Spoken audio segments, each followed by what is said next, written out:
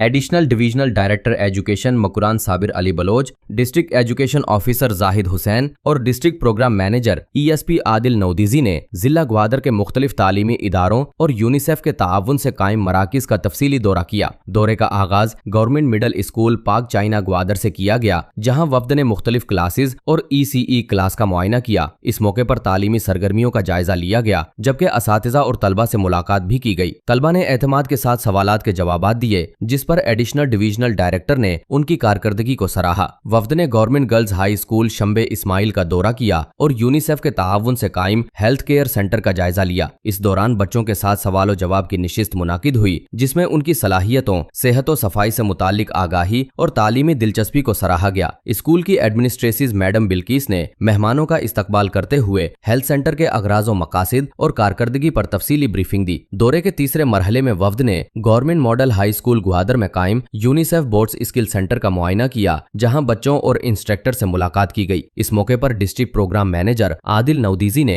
तरबियती programmes और UNICEF के ताआवुन से जारी इकदामात के हवाले से ब्रीफिंग दी। आखिर में additional divisional director education Makran Sabir Ali Baloch ने यूनिसेफ और महकमा तालीम की मुश्तरका काविशों को सराहते हुए कहा कि ऐसे मराकिज बच्चों और नौजवानों के रोशन मुस्तकबिल की जमानत है। उन्होंने कहा कि ग्वादर के बच्चे बेपनाह सलाहियतों के हामिल हैं और जदीद तालीमी मौके से भरपूर फायदा उठा रहे हैं। उन्होंने उम्मीद जाहिर की कि इस नौयत के तालीमी और तरबियती प्रोग्राम्स मुस्तकबिल में मजीद बेहतरी और तरक्की का बाइस बनेंगे।